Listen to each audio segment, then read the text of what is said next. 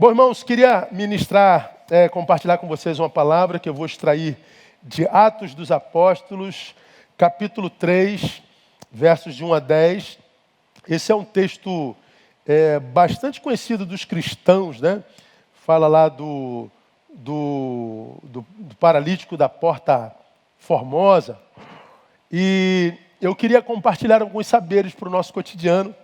Eu tenho tentado sempre ministrar uma palavra que seja assim bem contemporânea, que chegue até você bem clarificada,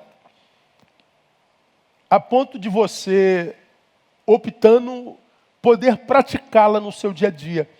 Uma palavra que seja resposta para as tuas indagações existenciais. Uma palavra que seja palavra de Deus para as angústias da tua alma. Uma palavra que só pode ser recebida racionalmente, porque depois é que desce para o coração. Quando a gente recebe uma palavra só na emoção, nem sempre essa palavra que entrou pela emoção chega na razão. E porque não chegou na razão, ela não se torna vida praticada. Da mesma forma como ela chegou, ela nos arrepia e vai embora. Mas quando ela entra pela razão, e a nossa razão a mastiga, a digere, então ela vai se confundindo conosco. A palavra vai se tornando vida praticada, então da razão ela desce a emoção e ela vira vida. Ela vira existência de qualidade. E eu acho que essa palavra vai ser assim para alguns de nós hoje, se não para nós todos. O tema que eu dei para essa palavra foi paraplegia existencial. E eu extraio de João, Atos dos Apóstolos, capítulo 3, de 1 a 10. Apareceu lá no banner, né? Depois que eu vi, Atos 31, 10. Não, é 3 de 1 a 10. Não tem Atos 31, foi falha nossa. Tá bom? Então, Atos 3, de 1 a 10 diz assim: Pedro e João subiam ao templo à hora da oração, a nona. E era carregado um homem, coxo de nascença, paraplégico, portanto, o qual todos os dias punham à porta do templo, chamada Formosa, para pedir esmolas aos que entravam. Ora, vendo ele a Pedro e João, que iam entrando no templo, pediu que lhe dessem uma esmola. Pedro, com João, fitando os olhos nele, disse: olha para nós. E ele os olhava atentamente, esperando receber deles alguma coisa. Disse-lhe Pedro: não tenho prata nem ouro, mas o que tenho, isso te dou. Em nome de Jesus Cristo Nazareno, anda. Nisso, tomando-o pela mão direita, o levantou. Imediatamente os seus pés e artelhos se firmaram.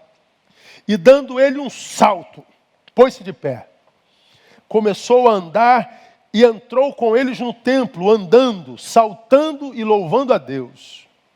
Todo o povo, ao vê-lo andar e louvar a Deus, reconhecia-o como o mesmo que estivera sentado a pedir esmola à porta formosa do templo. E todos ficaram cheios de pasmo e assombro pelo que lhe acontecera. Estava lá um paraplégico sentado à porta do templo pedindo esmola. Me perguntaram há algum tempo atrás, numa roda: pastor, o que mais lhe impressiona no homem contemporâneo? Eu falei duas coisas. Primeiro, a sua capacidade de dissimulação.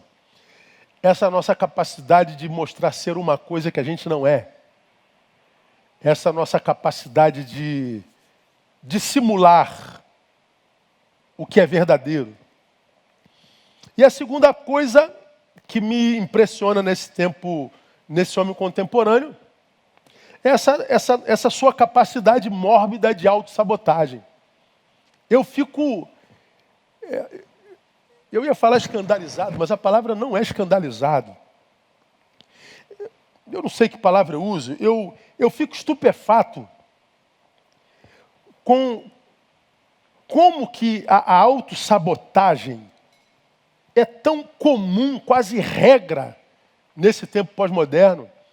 como que o ser humano tem a capacidade de fazer mal a si mesmo, consciente ou inconscientemente. É impressionante essa capacidade mórbida de o homem se auto-sabotar. É a autossabotagem que provoca o que eu tenho denominado, chamado de interrupções de processos, interrupções na vida de uma pessoa. Aquela pessoa que vem, ele vem vindo bem, ele vai se desenvolvendo, mas daqui a pouco, pum, é interrompido. Passa por uma interrupção de processo.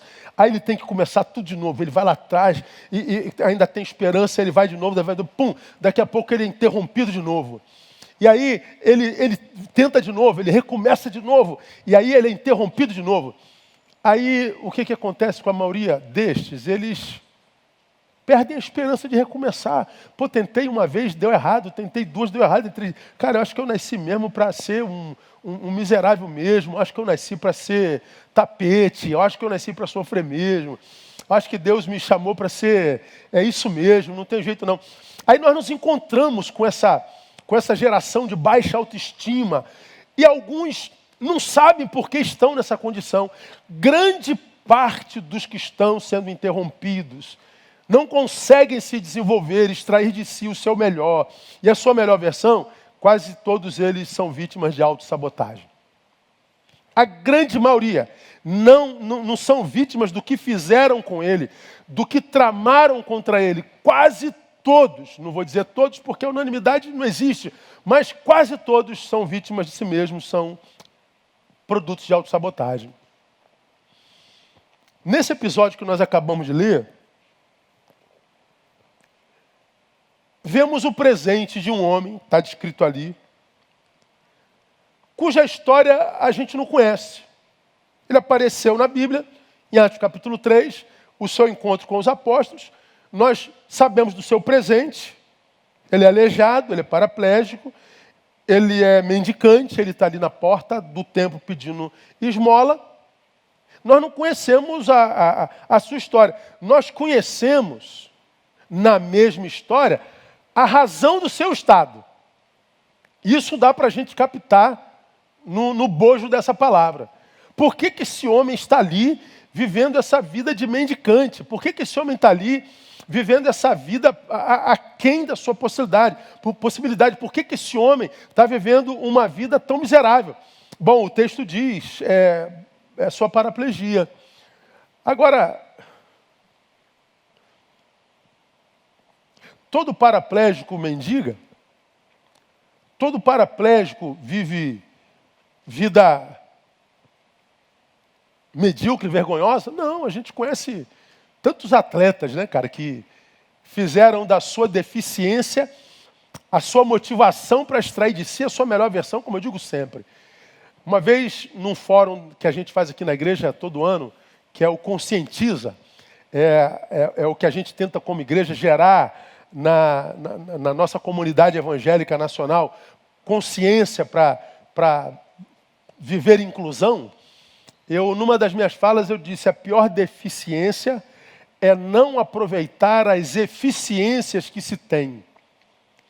Então, todos nós temos deficiência em alguma área do corpo, da mente, da visão ou do caráter. Todos nós temos. Então, a nossa deficiência não é o problema. A nossa maior deficiência é não aproveitar as eficiências que nós temos. Aí, nós olhamos para esse cidadão mendicante da Porta Formosa e dizemos, o problema dele é a sua deficiência. Não necessariamente. Mas a história nos faz entender que sim. Mas, se nós pensássemos a nossa própria vida, própria existência, por que tantos de nós estamos vivendo tão aquém da nossa possibilidade?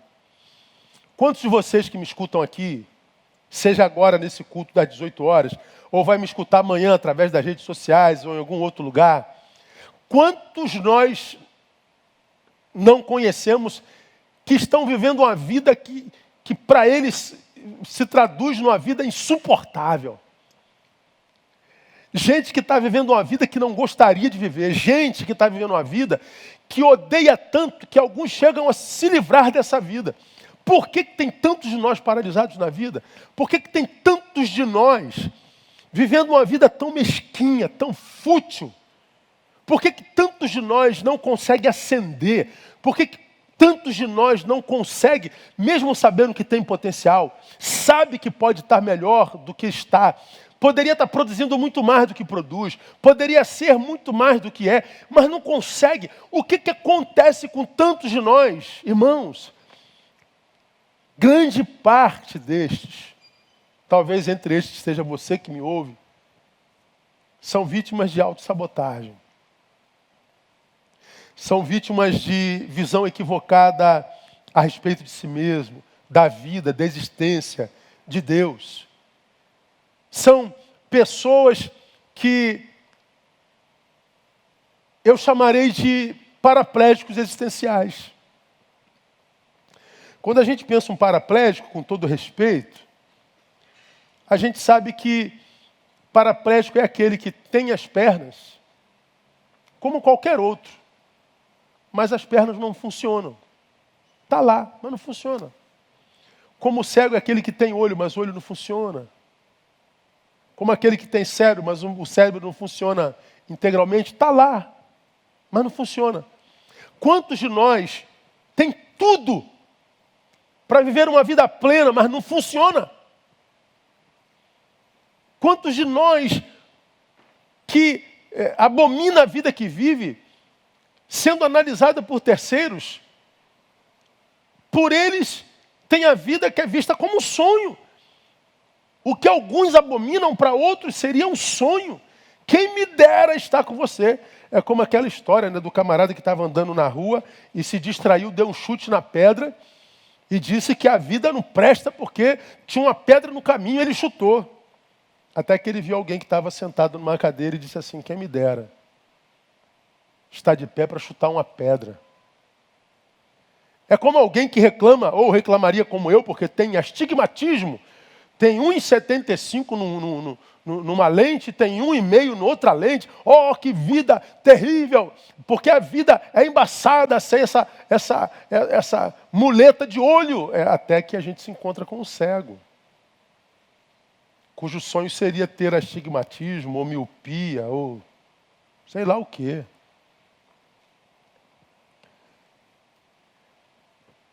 Eu me espanto com tanta tristeza nesse tempo, com tanta infraestrutura.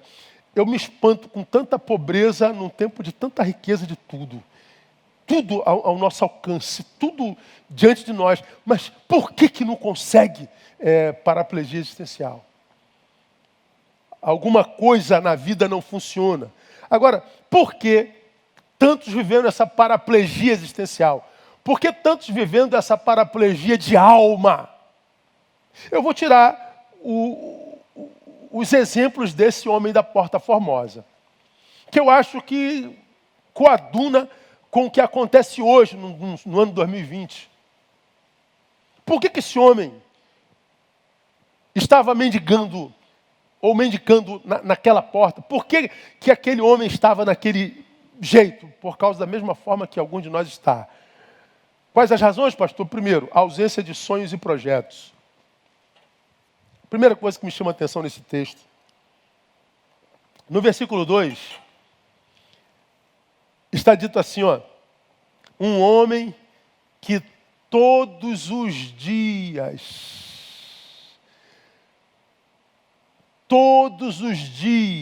punham a porta do templo. E punham para quê? Para pedir esmolas. Qual o teu projeto de hoje? Paraplégico? Está na porta do templo pedir esmola. Acabou o dia. E de hoje? Qual é o problema? O meu projeto é estar na porta do templo pedir esmola. O que você vai fazer amanhã? Eu vou para a porta do templo pedir esmola. E na sexta-feira? Eu vou para a porta do templo pedir esmola. E na semana que vem? Eu vou para a porta do templo pedir esmola. Qual é o teu projeto de vida? Permanecer na porta do templo pedindo esmola. A mesma coisa. ontem, hoje e sempre repetido. Nada renova. Ele não tinha projeto de sair dali, de ascender, de não mais depender dos que o carregavam até lá, não mais depender da esmola de quem passava por lá, de não mais ter que olhar de baixo para cima e depender da misericórdia cada vez mais extinta na humanidade. Ele já tinha se entregue. Ele disse, esse é meu status quo definitivo. Ele paralisou-se, ele autossabotou-se, ele se entregou, ele perdeu a força para sonhar. Bom, nossa vida paralisa quando nós vivenciamos a mesma coisa. Quando nós paramos de sonhar. Quando nós paramos de buscar algo novo. Ora, os sonhos são planejamento para um amanhã melhor do que hoje. Tudo que eu posso viver é hoje. Mas nesse hoje eu preciso incluir sonhos. Porque os sonhos inclusos no presente traduzem-se na construção de um amanhã melhor do que o hoje. O sonho é o embrião da realidade. O sonho sinaliza destino. Daqui é o sonho aonde eu quero estar amanhã, depois da manhã. Portanto, é o sonho que me movimenta. A ausência deles faz o quê? Pereniza o status quo, o estado atual. Então, como você já me ouviu falar, irmão, a gente não morre quando a morte chega, a gente morre quando os sonhos se vão. Quando eu pensava essa palavra, eu me lembrei de Steve Jobs. Steve Jobs, ele disse uma palavra que para mim é emblemática e com a qual eu concordo em grau, gênero e número. Cada sonho que você deixa para trás é um pedaço de seu futuro que deixa de existir. Cada sonho que você deixa para trás é um pedaço do seu futuro que deixa de existir. Aquele paraplégico, ele tinha perdido a capacidade de sonhar. Aquele coxo tinha perdido a capacidade de pensar num amanhã melhor do que hoje. Ele se entregou. E você? Por que você se entregou? Por que você parou de sonhar? De onde você tirou a ideia de que não tem mais jeito? Da onde? Aonde que você fincou essa ideia tão negativa a respeito de si mesmo? Pois é o sonho. A paraplegia era detalhe. Ah, pastor, a paraplegia era detalhe, mas Pedro e João o curou da paraplegia. O curou da paraplegia porque primeiro conseguiram mudar a sua visão. Olha para nós. Porque ele vivia de cabeça para baixo, só estendia a mão. Ele já estava derrotado, ele não tinha coragem de olhar no olho. Ele se via menor, ele se apequenou, porque perdeu o sono, ele só levantava a mão. E Pedro e João, antes de operar o milagre e tirá-lo dessa condição, olha para nós, muda a visão, levanta a cabeça, permita-se um pouco de estima, vença a autossabotagem e o milagre acontece. Então não cabe, irmão, para quem está vivendo uma paraplegia existencial, paralisar-se onde está, assumindo o momento atual como o momento definitivo e ficar reclamando da vida. Murmuração não move Deus a nosso favor. Murmuração não move gente a nosso favor e nem faz a gente se mover a favor de nós mesmos. Murmuração só blinda os céus. Só amarga a alma. Só adoece o coração. Nós morremos não quando a morte chega, mas quando os sonhos se vão. Já falei isso 1000 vezes. Agora, para melhorar um pouquinho para vocês que estão aqui sendo abençoados pelo Espírito Santo, por que geralmente paramos de sonhar? Primeiro, visão equivocada sobre nossos projetos e sonhos. Porque geralmente os sonhos são maiores do que nós. Geralmente os sonhos que nos vêm à mente, produzidos por nosso desejo ou pela graça de Deus em nós, são sonhos que estão para além do que a gente entende é a nossa possibilidade. Aí o que acontece? Porque os sonhos são maiores do que nós nós olhamos para esse sonho que é maior do que nós com um olhar equivocado. Não, isso é grande demais para mim. Não, isso é demais para mim. Eu não consigo, não dá. Eu não sei de onde que vem isso. Pois é, você fica com medo de sonhar. Porque você tem medo de tentar transformar esse sonho em realidade e fracassar. Já preguei aqui, desse santuário várias vezes. Quem tenta pode fracassar, sim. Mas o pior fracasso é não tentar nunca. Por causa do medo do fracasso. Vou repetir. Quem tenta pode fracassar. Mas o pior fracasso é, por medo de fracassar, não tentar nunca. Então, eu diria para você que está aqui, tem sonhos. Pô, pastor, o senhor está falando, eu tenho sonhos. Pô, mas eu fracassei na primeira vez, fracassei na segunda. Eu quebrei a cara, eu já tenho até medo. Senhor, joga esse medo fora. Ame-se, o amor lança fora todo medo. Ama Deus de volta. Seja alguém que se permita ser amado por Deus e o amor lança fora todo medo. E corre atrás do teu sonho. Mas se eu fracassar, você tenta de novo. E se fracassar, tenta de novo. Morre tentando. Mas não desperdiça tanto talento, tanta força, tanta capacidade, tanto poder que está em você enquanto potencial, achando que você não vai conseguir. Consegue. Por que a gente para de sonhar? Visão equivocada sobre o nosso projeto. Segundo, visão equivocada sobre nós mesmos. Quando nossa visão é equivocada sobre os sonhos e projetos, é que nós achamos os sonhos e projetos grandes demais. Quando a visão é equivocada sobre nós mesmos, é que nós nos achamos pequenos demais. Não, isso é demais para mim, eu não vou conseguir fazer isso não. Visão equivocada de si mesmo. E por que a visão é equivocada de si mesmo? Porque você é um bonzão que não se enxerga? Não. É porque a palavra diz que a gente pode todas as coisas naquele que nos fortalece, é só isso. Ter autoconfiança é bíblico. Primeiro, é uma postura psicológica positivíssima, mas segundo, e mais importante ainda, é absolutamente bíblico. É Paulo dizendo, eu posso todas as coisas. Por quê? Porque você é bonzão, Paulo? Não, porque ele me fortalece. É na força dele que eu creio. E de onde você tirou isso, Paulo? É porque eu estive fraco e descobri que quando eu era fraco, eu era forte de verdade.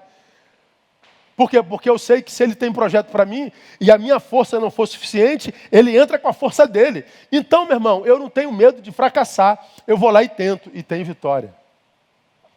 A Bíblia, cara, eu não sei como é que as pessoas deixam de ler a Bíblia. Eu não entendo esse negócio, não consigo entender como é que pessoas não têm interesse em conhecer a Bíblia como ela é de fato verdade. Eu não estou falando dessa leitura religiosa, beligerante, de jargões. Eu estou falando de extrair dela princípios bíblicos, princípios existenciais do Evangelho para a gente reger a nossa vida como tem que ser regida a partir da luz de Deus. Visão equivocada sobre nós mesmos. É aquela visão do exército de Israel. Parece um grande Golias. Tem homem aí. Tem homem nesse exército aí. Para me encarar, só tem mosca, gafanhoto. Todo mundo quietinho, só tem gafanhoto, tio. Só tem mosca. Davi, que não era soldado, era pastor de ovelhas, 1,5 metro. Olhando para aquele exército acovardado, meu Deus, não tem homem mesmo aqui não. E o espírito dele começou a se mexer, compungir. Ele falou, meu Deus, não é possível que esse incircunciso está afrontando o Deus dos exércitos, não tem homem aqui não. Aí ele vai lá no rei, Senhor, deixa eu encarar esse cara aí. Tu está maluco, moleque, você sai daqui? Não, Senhor, ele está afrontando. Tu quer mesmo? Tu é doido? Eu vou. Aí botaram uma armadura em Davi. Davi ficou igual um espantalho, né? Não dá não, Senhor, que isso aqui... Não tinha nem armadura para o tamanho dele, para você ver o tamanho de Davi. Não, me tira esse negócio aqui, Senhor. Eu vou na força do Senhor. Aí vai o moleque com a fundinha dele na mão. 1,5 metro. E a batalha começa no psicológico. Pô, vocês mandam um cão para me morder? Isso não é homem, isso é um cão para morder minha canela. E ele zomba de Davi. Eu vou arrancar tuas entranhas, vou jogar para os urubu comer. Vou partir você no meio. Pô, Davi se enche de coragem, irmão, olhando para o alto assim, e diz, olha, você vem contra mim com espada e vara-paus. Eu subo contra ti em nome do Senhor dos Exércitos. Meu irmão, eu chego a me arrepiar quando vejo um negócio desse. Eu gosto de gente ousada, sabe? De gente abusada, que vai lá e quebra a cara, mas tentou. Eu gosto desse tipo de gente. E ele pegou a funda dele e jogou, meu irmão, e pegou na testa e está lá o gigante caído. Só que gigante caído não é gigante vencido. Ele pega a espada e arranca a cabeça do gigante. Gigante morto é gigante vencido. Não é gigante caído. E Davi glorifica o nome do Senhor. Por quê? Porque ele teve coragem. Deus poderia fulminar o gigante com a ponta do seu dedo.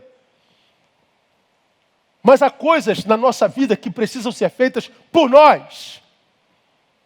Não adianta pedir a Deus, Deus, olha aí, está zombando do teu nome, está zombando do teu povo. E aí, quem tem que fazer isso é você, meu filho. Eu lhe dei capacidade para isso.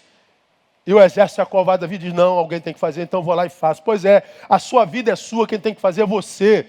Quem tem que fazer não é o pastor. Quem tem que fazer não é tua esposa, não é teu marido. Quem não é você, faz tudo que pode, mas tudo que pode não é suficiente se você não fizer o que você tem que fazer. Então hoje é domingo, nós estamos terminando setembro, levanta daí hoje, na força do Espírito Santo da palavra, e diz que esse resto de ano vai ser diferente, porque o Senhor está te amando com essa palavra hoje, confrontadora. Visão equivocada dos sonhos, visão equivocada de si mesmo, e terceiro, visão equivocada com relação aos fracassos anteriores. Não, pastor, já quebrei a cara uma vez, já quebrei a cara 2 vezes, eu fracassei ontem, então não vou tentar não, porque eu vou fracassar de novo. Isso é uma visão equivocada. Dizem que o inventor da lâmpada,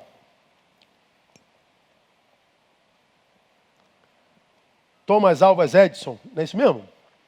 Ou não? É. Se estiver errado, estou lascado. Diz que ele tentou mais de 900 vezes inventar a lâmpada. Ele tenta, fracassa. Tenta, fracassa. Alguém chega perto dele e fala assim, pô, cara, você não se enxerga, não? Você não tem... Cara, você já tentou 900 vezes, você fracassou 900 vezes. Você não tem consciência da realidade, não. Isso não tem como existir, meu amigo. 900 vezes. Aí ele falou, não, eu não desisto não, porque eu já sei 900 meios que não usar para chegar à lâmpada. E está aqui a lâmpada, me iluminando.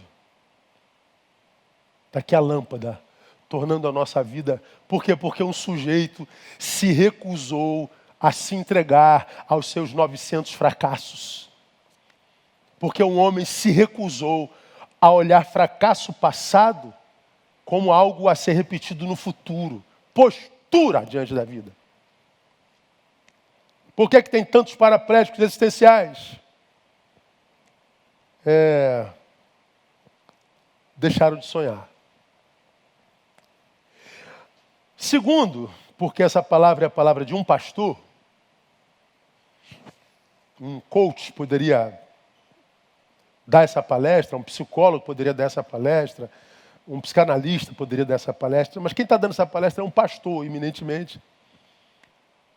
E estou extraindo da palavra de Deus, é claro que as nossas paralisações, nossas paraplegias existenciais, têm um quê de espiritual. E eu vejo na vida desse homem. Por que esse homem está paralisado? Primeiro, porque deixou de sonhar e de ter projeto. Segundo, visão distorcida a respeito da espiritualidade. Visão distorcida a respeito da espiritualidade. O que é a espiritualidade, gente? Bom, para esse coxo, espiritualidade é sentar na porta da igreja e pedir esmola. É um lugar onde a gente arruma um dinheirinho. Será que acontece isso hoje ainda?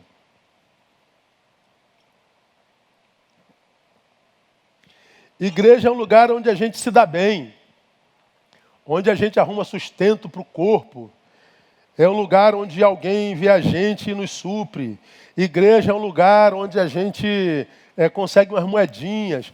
Igreja é um lugar que as pessoas têm pena da gente. O texto ele é absurdamente claro quando diz, ele ia para a Porta Formosa pedir esmola. Mas no versículo anterior diz que Pedro e João iam ao templo na hora da oração.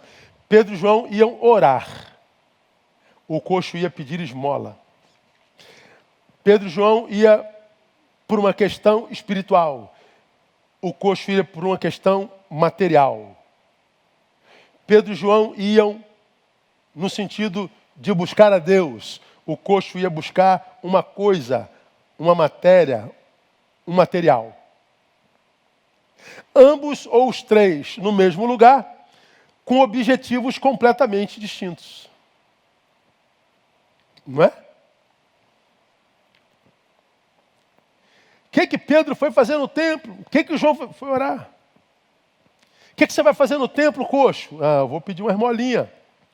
No lugar santo, atrás de matéria. No lugar santo, portanto, atrás de coisas. Com a intenção errada, portanto. Então nós vemos aqui um materialismo travestido de espiritualidade. Quanta gente hoje na casa de Deus atrás de coisas. Quanta gente na casa de Deus não atrás de Deus, mas atrás de uma coisa que o Deus da casa pode fazer ou pode dar. E por que então tanta gente na casa de Deus, na presença de Deus, continua paraplégico existencial? Porque não respeita a inteligência de Deus. Deus sabe com que intenção nós nos aproximamos dele. Você já me ouviu falar isso 1000 vezes. Respeita a inteligência de Deus. Ele sabe por que eu sentei nesse bendito banco. Ele sabe por que eu estou orando. Ele sabe por que eu estou chorando. Ele sabe por que eu estou gritando. Ele sabe tudo. Então o homem está na casa de Deus e está mendigando. Por que Deus não curou antes, pastor? Por causa da postura dele, visão equivocada da espiritualidade. E a minha tristeza, eu sei que alguns de vocês ficam chateados quando eu falo a verdade e a verdade nos reprova. Agora, quando eu falo sobre a realidade ou sobre a verdade que nos reprova, eu falo de mim. Quando eu falo da igreja, eu falo de mim. Eu estou dentro da igreja. Eu não sou daqueles que saiu da igreja e joga pedra na igreja. Eu estou dentro da igreja falando de mim mesmo. Não sou daqueles crentes covardes que saem da igreja e dizem que o problema é a igreja. A igreja não presta. E quem construiu? Você não tem parte na construção daquela igreja? Você não tem parte na construção da doença daquela igreja? Da insignificância daquela igreja? Para alguns crentes não. Aí ele sai daquela igreja e vai para onde?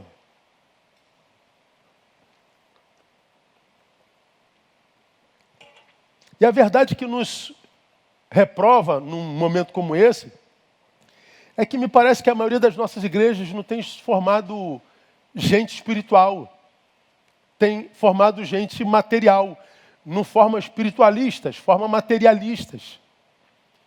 Porque o que tem de gente no nosso meio querendo coisas, querendo se dar bem, querendo cura, querendo renovo, querendo prosperidade, querendo a bênção para a família, bênção para a empresa.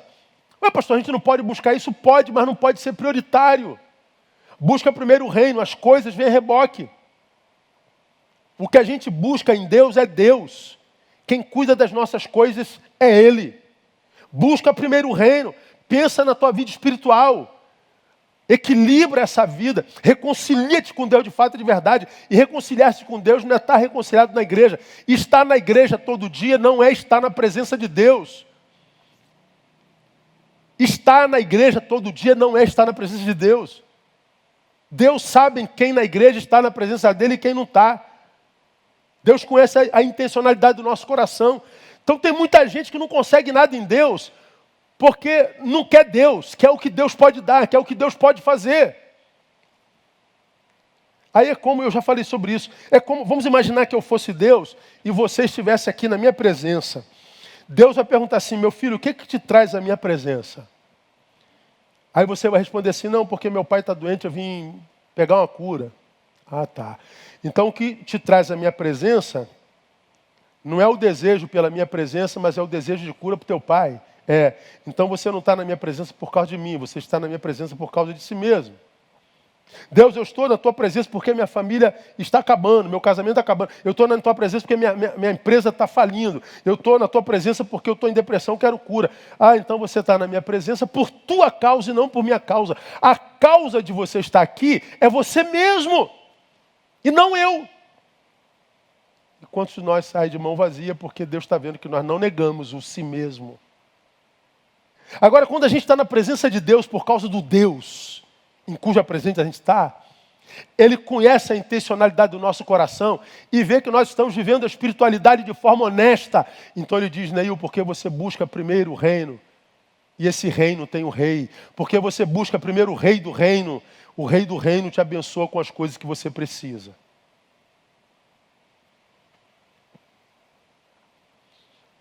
Pedro e João foi para a igreja orar, buscar a Deus. O coxo foi para a igreja buscar o que Deus poderia dar.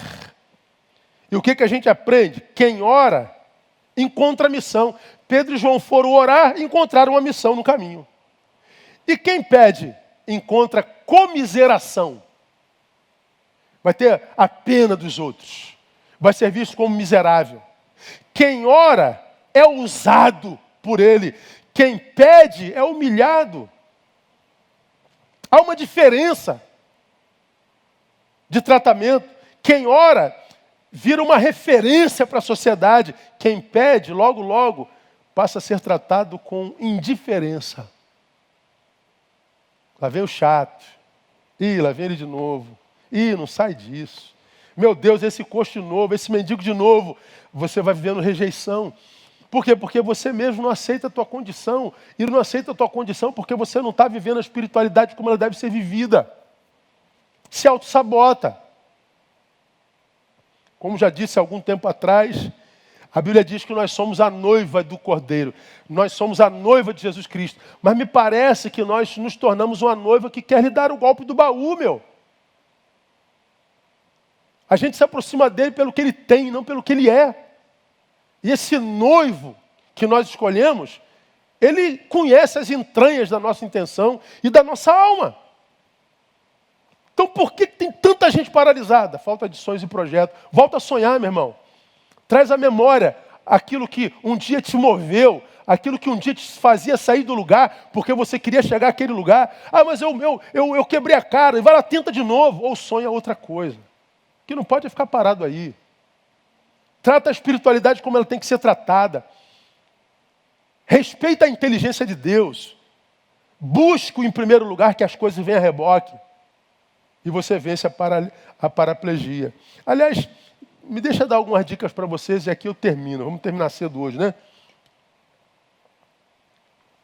Como que eu faço para sair dessa paraplegia, pastor? Como é que eu saio para faço para vencer essa paraplegia? Primeiro, e unicamente redefinindo a visão. Olha para nós. Olha, olhou para o alto. Primeiro, visão do alvo. Qual era o alvo do coxo? Uma moedinha. Uma coisa. Alguma coisa material. E por que ele sonhava com essa coisa? Por causa das circunstâncias. Não tem como ter mais do que isso. Redefinir a visão é não olhar mais para as circunstâncias. É olhar para onde quer chegar. É olhar para o alvo. Olha, se há uma marca contundente dessa geração para mim, dessa geração que vive em rede, é a ausência de alvos. Porque há tanto ruído entre nós e o alvo que a gente facilmente abre mão do alvo. É como se eu viesse daqui, ó, de trás. Meu alvo é lá, o lugar onde eu fico lá. Só que aqui tem alguém que me xingou. Aí eu venci esse aqui. Aí esse aqui disse que eu sou magrelo. Esse aqui disse que minha teologia está toda errada. Esse aqui disse que a mulher é feia. Esse aqui... Pô, cara, você está brigando tanto. Você esqueceu do alvo. Se a gente parar para jogar pedra em todo cachorro que tenta nos morder, a gente perde o alvo.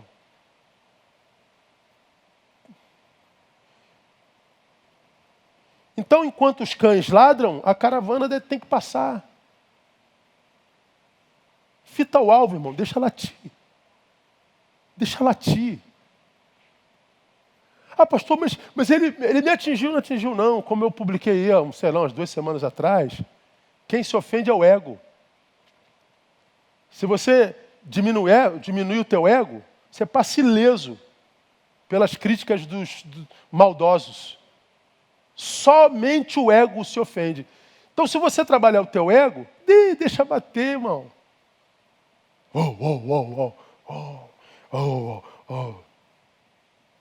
Cara, você passa ileso pela opinião alheia. Você passa ileso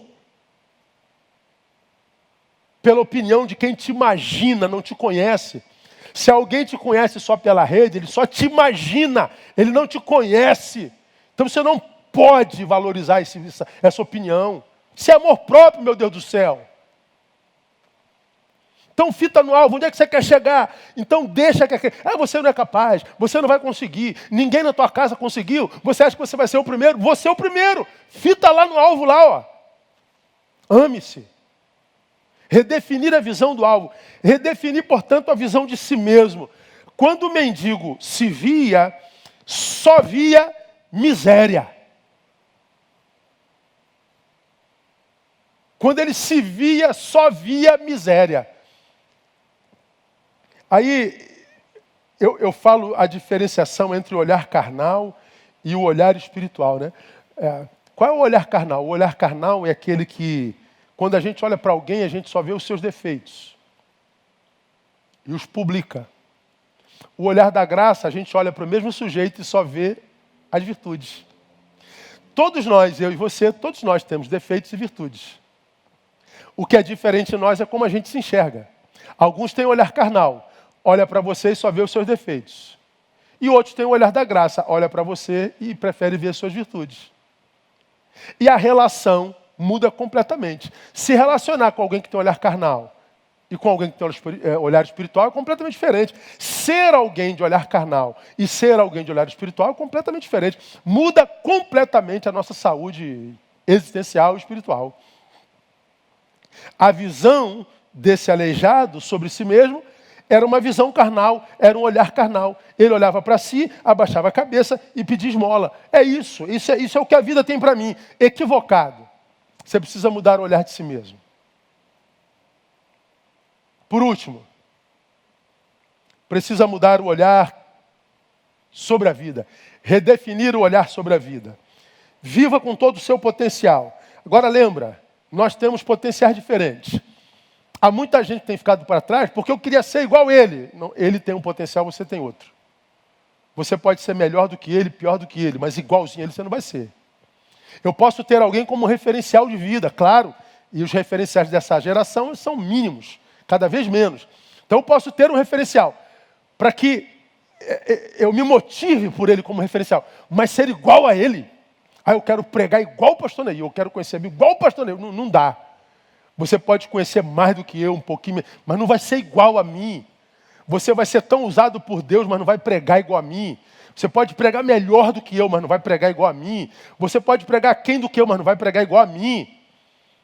Porque eu sou eu, você não vai ser igual aquele jogador, igual aquela jogadora, você não vai interpretar igual a ela, você não tem que interpretar igual, não tem que cantar igual ele, você tem que tocar igual você é capaz de tocar. Você tem que pregar igual você é capaz de pregar, você tem que administrar como você é capaz de... Você tem que descobrir o teu potencial e trabalhar nele.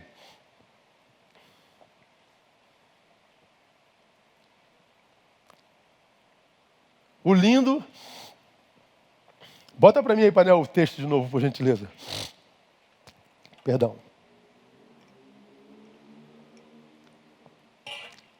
é que depois que o aleijado experimenta a cura, bota o versículo 7. Olha para nós.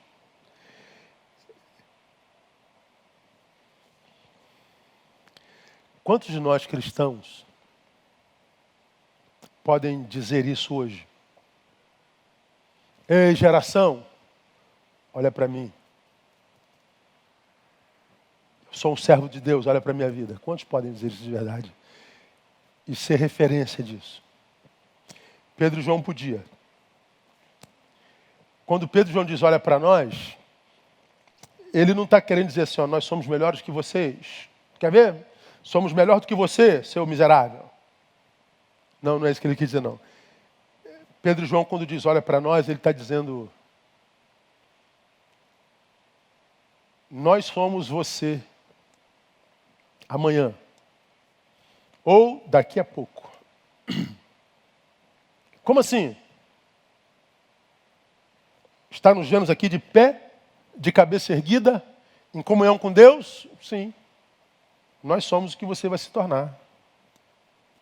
Depois da ação de Deus na sua vida. De onde vocês tiram essa certeza? É porque você é o que nós éramos ontem.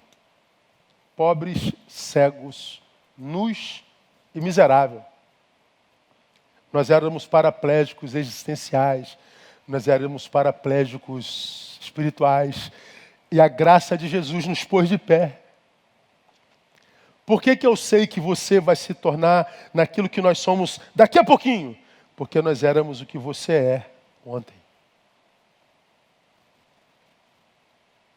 Em nome de Jesus, o Nazareno, anda. Versículo 7, nisso tomando-o pela mão direita, o levantou e imediatamente os seus pés e artelhos se firmaram, deve ter estalado tudo. Uma vez que o aleijado está em pé, uma vez que ele está curado, o que esse aleijado faz? A primeira coisa, dando ele um salto, já que eu estou em pé, eu pulo. Já que eu estou em pé, eu vou celebrar. Já que eu estou em pé, diz o texto, ele começou a andar. Já que eu estou andando, o primeiro lugar que eu quero entrar é no templo. Eu quero entrar na presença de Deus. E ele entra na presença de Deus, saltando e louvando a Deus. Pois é, quantos de nós já não fomos abençoados por Deus e o abandonamos exatamente por causa da bênção? A gente se esqueceu que foi Ele quem fez isso com a gente. Foi Ele quem nos deu. Foi Ele quem nos capacitou. Foi Ele quem nos honrou. Foi Ele quem nos deu sabedoria. Foi Ele. E a gente abandonou depois da prosperidade. Hoje é mendigo existencial. Tem tudo, mas o tudo não basta. O tudo é pouco.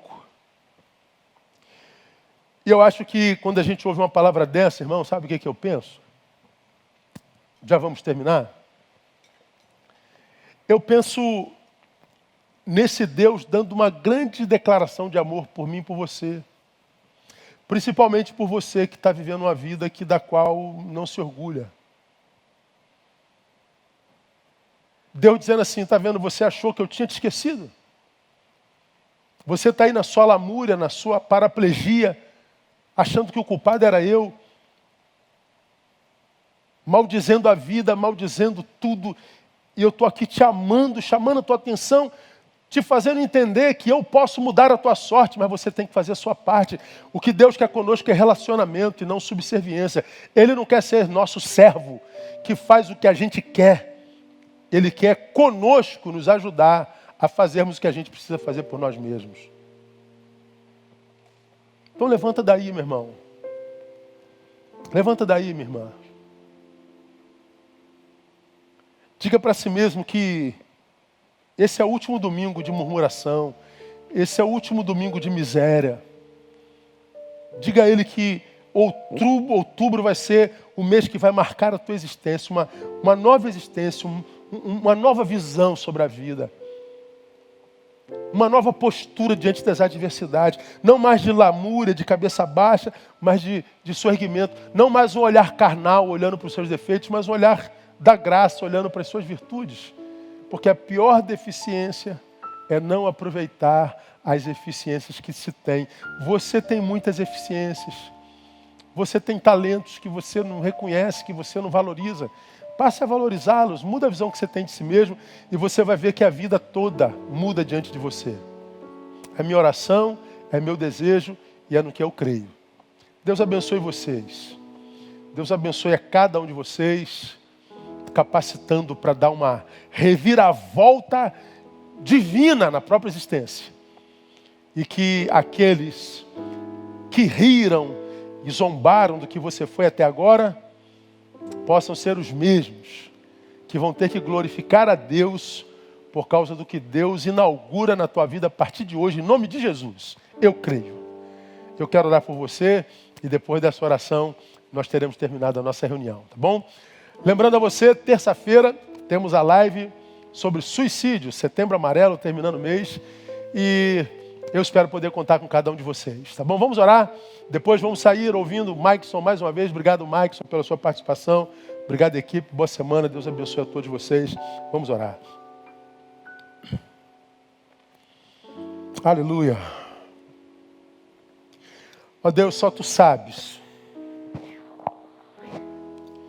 quantos estão sendo visitados pelo Teu Espírito nessa hora, através dessa palavra. Só Tu sabes quantas lágrimas certamente estão sendo vertidas nesse exato momento. Só Tu sabes quantos futuros estão sendo ressignificados nesse exato momento. Quantos sonhos estão sendo ressuscitados. Porque como disse Jobs, cada sonho que a gente deixa para trás é um pedaço do futuro que a gente deixa de construir. Que nenhum pedaço de futuro a partir de hoje deixe de ser construído, Pai. Por falta de sonho. Por falta de coragem. Abençoa meu irmão, minha irmã, com sonhos, com coragem. Engravide-os de sonho, de projetos.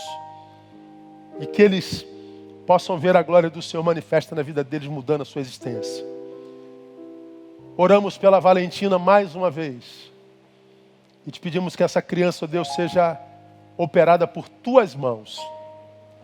E que nós venhamos a dar testemunho da Tua bondade sobre a vida dela. Dá-nos uma semana de bênção, de paz, guardados por Ti. E que essa semana seja para cada um de nós uma semana de muito boas notícias. Nós oramos no nome de Jesus, nosso Senhor que reina. Amém. E glória a Deus. Deus abençoe vocês, amados. Um abraço do seu pastor. Que essa semana seja uma semana de profundas experiências com o Pai. Até terça-feira, permitindo o Senhor.